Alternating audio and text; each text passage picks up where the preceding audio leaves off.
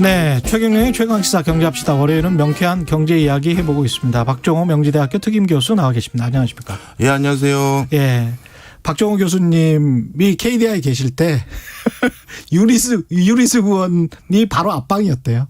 예, 그런 이야기를 하고 있었습니다. 그 박종호 교수님 그 사실은 이제 KDI 연구원 하시다가 지금 명지대학교 가셨고요. 예, 그래서 상황은 뭐 여러 가지 생각이 드시겠네요. 한국은행이 5개월 만에 기준금리를 올렸습니다. 금리 인상. 의미가 0.25%포인트 올렸는데 뭐 어떻게 보세요? 예, 이번에 금리 인상의 이유를 뭘로 설명하는지 궁금해서 한국은행 기자간담회 설명회를 한번 직접 유튜브를 다시 한번 봤습니다. 예. 크게 이제 세 가지를 꼽으시더라고요. 일단 첫 번째는 물가 상승의 압박이 더욱더 심해지고 있다.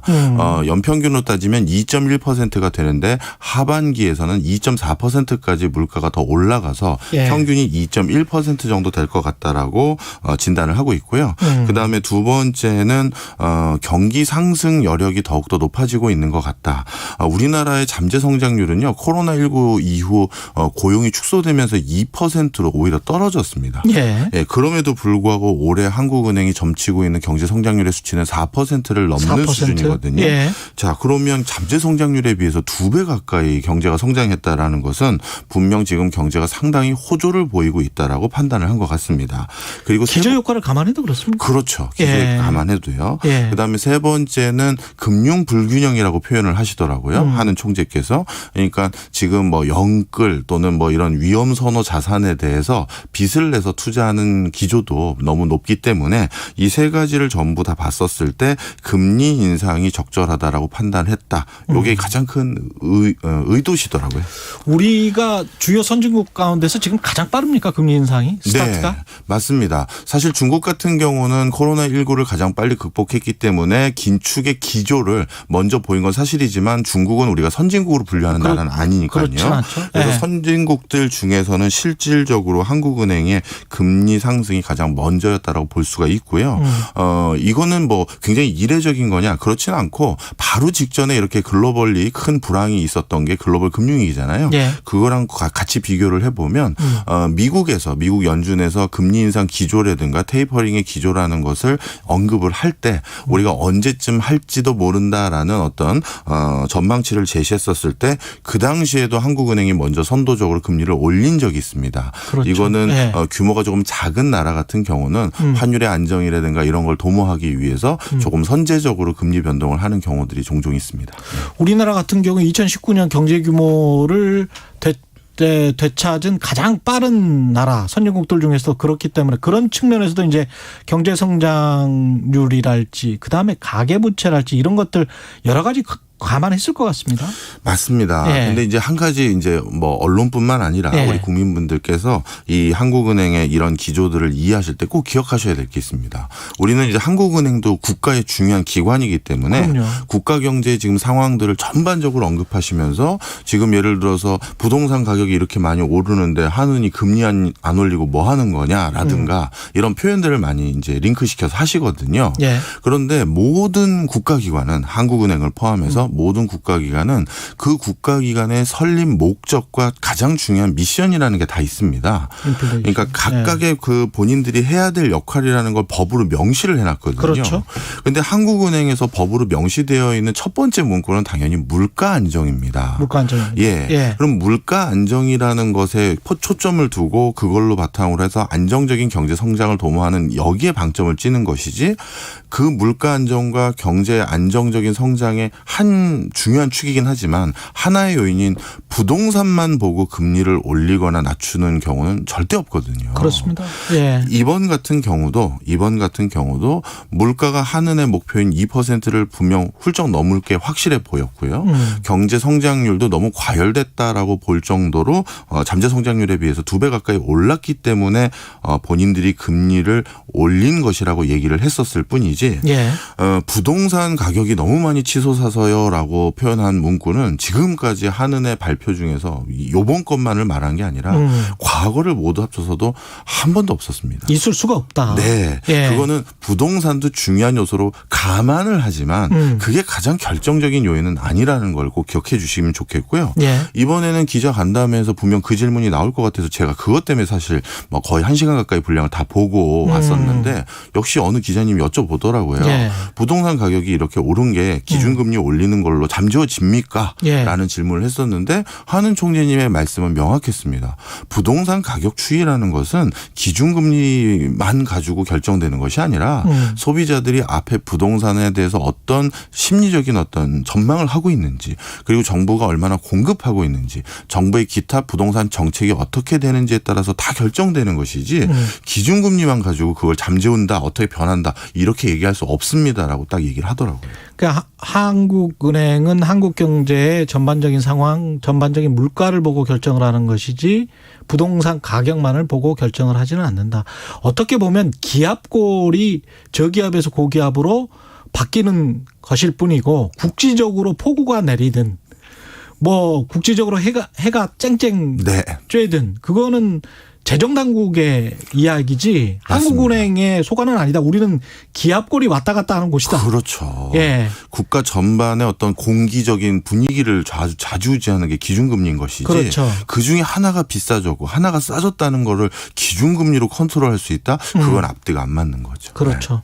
예. 근데 이게 이자가 높아지면은 사실은 대출 받은 사람들은 뭐 분명히 부담이 좀 될 것이고. 그렇죠. 그다음에 채권이나 노인분들 같은 경우에 특히 은행에서 예금 금리로 살고 계시는 분들 같은 경우는 조금 좀 도움이 될 것이고 어떻게 봐야 됩니까? 지금 그래서 한은에서 이제 금리를 인상하고 나서 예.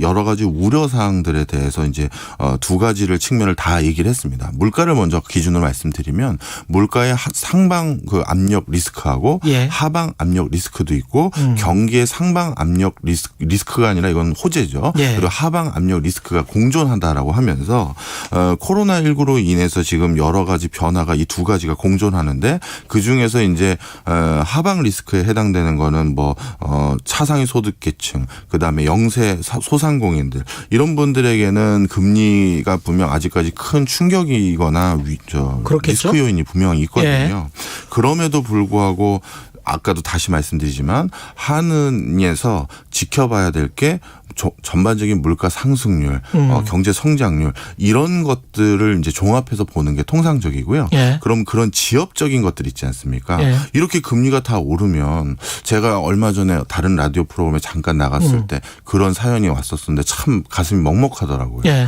우리 어머니가 수술비를 이제 아이고.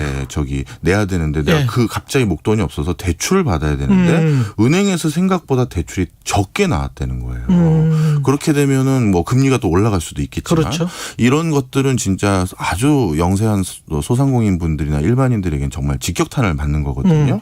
이제 그런 것들은 정부가 아주 뭐랄까요 필요한 사람들에게 정책적인 아주 세부 파인 튜닝으로 지원을 해야 되는 것이지. 그건 금융당국에서 해야 된다. 예, 그렇죠. 그리고 뭐 재정당국이나 그런데 그 중앙은행은 물가와 경제 성장률 이런 걸로 큰 틀의 어떤 정책 기조를 할 수밖에 없는 게 기준금리라는 게 누구만 기준금리를 올리고 누구는 안 올리고 이럴 수는 그렇죠. 없으니까요. 예. 그런 어떤 뉘앙스가 많이 있었습니다. 그럼에도 불구하고 이제 시장의 관심, 특히 부동산 참여자들의 관심은 대기권이 바뀌었어요. 네. 저기압에서 고기압으로. 그래서 분명히 그게 크게 영향을 주긴 할 거란 말이죠. 네. 어떻게 보세요? 이번에 사실 기준금리 인상은 사실 정확히 말씀드리면 예견된 거였죠. 5월 달부터 한은에서는 금리 정상화를 연내에 시도하겠다라고 뉘앙스를 줬고요. 예. 그 중간에 물가 간담회라든가 여러 차례 또 금리 인상에 대해서 얘기를 했고 이번에도 또 예고를 했습니다. 연내 한 번 더 올릴 가능성이 있다. 그러면 0.25%포인트 올린 게 아니라 연내에 만약에 한 번 더 올릴 가능성이 있다라고 하면 이러한 기조들은 분명 부동산을 무리한 대출을 통해서 뭐라 할까요? 구입하거나 지금 활용하고 있는 분들은 분명 위험 요인으로 다가오기 때문에 부동산 상승 압박은 조금 잠재울 수 있다. 그렇지만 이것 때문에 부동산이 떨어진다라고 보는 사람들은 많지 않더라고요. 근데 이게 긴가민가 하다가 한 번 더 올릴 수 있다라고 했는데 그 한 번 더 설마 올릴까라고 했는데 연내 한 번 금통이든 한국은행이든 뭐 그런 시그널을 계속 지금 주잖아요. 네. 한 번 더 올릴 수 있다는 걸 진짜로 올려버리면 네. 두 번째 올릴 때는 약간 좀 압박이 될 것 같아요. 부동산 시장에. 진짜로 올리는구나. 이제 트렌드가. 그런 현타 같은 게 그때 올 것 같아요. 사실 한 번보다도 두 번 연달아 올리면 그 금리 인상의 폭도 커진 것이기 때문에 더 큰 영향이 있는 건 분명한 사실입니다. 그렇죠. 그런데 지금 시장의 분위기가 그냥 이렇게 보시면 될 것 같아요. 다양한 규제들로 인해서 매매 자체만 그냥 막아놓은 것이지 지금 하방으로 떨어질 움직임 이것도 좀처럼 확인이 잘 안 되는 것 그렇죠. 같고요. 네. 그렇다고 매매도 없으니까 당연히 상방으로 올라가는 기조도 좀 덜해진 건 사실입니다. 매물이 나와야 예. 되는데. 그래서 이제 이렇게 딱 눌러놓은 것이지 금리 인상으로 요즘 전 세계적으로 돌고 있는 부동산 가격의 엄청난 상승을 이것만 가지고 막을 수 있다라고는 사실 저도 단언하지는 어렵더라고요. 뭐가 트리거가 될지는 알 수가 없습니다. 예. 네. 좀 더 가봐야 될 것 같은데 미국 연준 같은 경우는 테이퍼링하고 계속 점차적으로 그 금리 인상의 방향으로 가는 그 트렌드는 여전한 거죠. 예, 다행히도 예. 뭐 이제 주식 투자하시는 분들에게는 테이퍼링, 금리 인상 이 소식이 굉장히 악재잖아요. 그런데 그렇죠. 원래는 얼마 전에 있었던 잭슨홀 미팅에서 테이퍼링뿐만 아니라 금리 인상에 대한 긴축의 시그널이 더 명확하게 나올 줄 알았는데 예. 델타 바이러스의 확산이 생각보다 지속되고 있고 그것으로 인해서 코로나19로 인한 리스크가 더 오래 지속될 것으로 보여서 상당히 뭐랄까요 완곡한 표현으로 테이퍼링과 금리 인상의 표현이 좀 바뀐 것은 사실입니다. 그래서 금리 인상은 갈 길이 멀다. 아직 우리가 금리 인상까지는 보지 않고 그냥 유동성을 공급했던 그 양을 조금씩 줄여가는 테이퍼링을 이제 하겠다. 이런 정도 수준으로 좀 바뀌어 간 거고요. 가장 미국 연준에서 매파들 역시도 금리 인상은 조금 시기상조다. 이렇게 표현을 한 것입니다. 그렇군요. 그 이유는 글로벌 금융위기 때를 우리가 떠올려 보면 쉽게 알 수가 있는데요. 그때 EU의 그 금리 기조 때문에 EU가 아주 혹독한 대가를 치른 적이 있었어요. 이 정도 글로벌 금융위기를 돌파하고 나면 그래도 금리라는 게 언제 또 다른 리스크에 금리를 또 낮춰야 될지도 모르니까 네. 우리가 미리 좀 올려놓고 대비를 하자라고 해서 약간 선도적으로 2010년 언저리부터 금리를 올렸었습니다. 그런데 유럽의 많은 국가들이 같은 상황 경제적인 상황에 있지 않았었거든요. 특히 남유럽에 있는 많은 국가들은 아직 경제적인 활로가 모색되지 않았음에도 불구하고 예. 금리를 선도적으로 올린 거죠. 그랬더니만 어떤 일이 생겼냐면 남유럽 국가들 같은 경우는 오히려 경제가 크게 위축돼 버려서 예. 남유럽발 재정위기까지 간 그때 그런 피그 위기. 예. 맞습니다. 예. 바로 그래서 조금 선도적으로 금리를 올린 것은 더 큰 해악을 가져다 줄 수 있다라는 게 모든 이코노미스트들 사이에서 레슨이 된 거예요. 교훈이 된 거죠.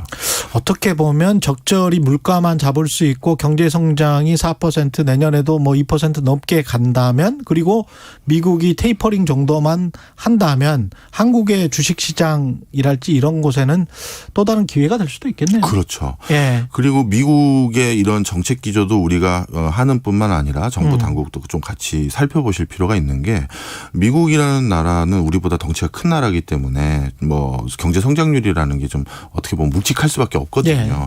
그런데 올해 뭐 내년도 마찬가지지만 미국 경제 성장률이 올해는 당연히 6%가 넘을 것으로 보여지고요. 그럼 6%가 넘는다는 건 이건 엄청난 지금 그렇죠. 호황이거든요. 예. 그래서 미국의 부동산 가격도 지금 장난 아니게 오르고 있고요. 예. 자, 그럼에도 불구하고 금리 인상은 갈 길이 멀다. 테이퍼링 정도 하겠다.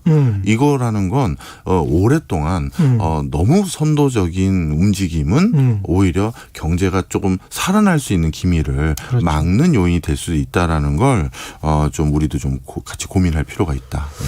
조금 더 축제를 즐기자는 그런 뉘앙스도 있는 것 같습니다. 네. 예, 오늘 말씀 감사하고요. 지금까지 최경영의 최강시사 경제합시다 박정호 명지대학교 특임 교수였습니다. 고맙습니다. 감사합니다. KBS 1라디오 최경영의 최강시사 듣고 계신 지금 시각은 8시 45분으로 향하고 있습니다.